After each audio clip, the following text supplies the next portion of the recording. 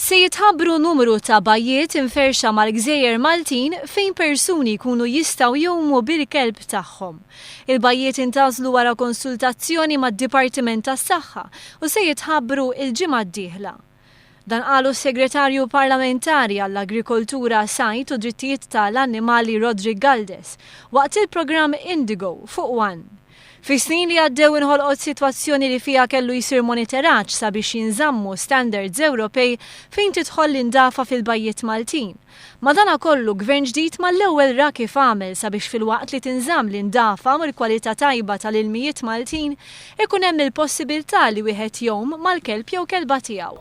Jiena mill-ewwel tlabt flimkien ma' sħabi x'inhi s-sitwazzjoni madwar il-pajjiż, aħna għandna xort li pajjiżna huwa għandu imdawwar kosta qawwija u identifikajna numru ta' siti fejn il-familji jistgħu niżlu l-klieb tagħhom. U mill-ġimgħa d-dieħla ħaniżvelaw il-postijiet li sibna s'issa u ħajkunu uffiċjali daw li persuna jista' jmur bil-kelb tiegħu jew anke jew stess, jiġifieri ħajkunu monitorjati mid-Dipartiment tas-Saħħa bl-iskop li jkollna wkoll issa l-ewwel darba fil-pajjiż pet friendly base.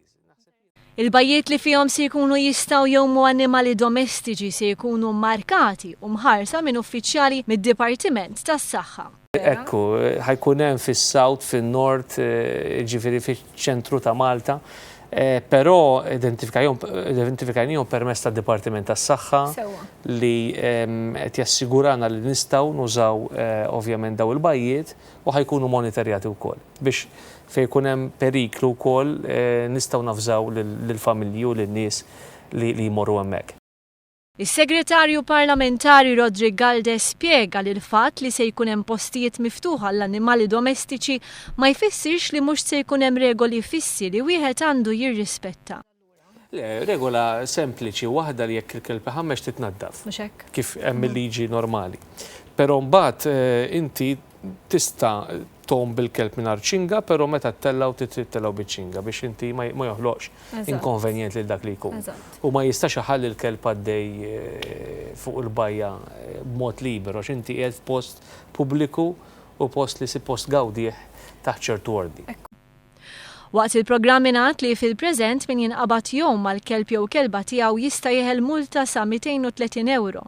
Il-bajjiet fejn se jkunu jistgħu jgħumu l-annimali mhux se jkunu dawk indikati bit-tabella Blue Flag. Wara l-programm Indigo kienu bosta dawk li kkummentaw u esprimew is-sodisfazzjon tagħhom għal passi li qed jieħu l-Gvern f'dan ir-rigward.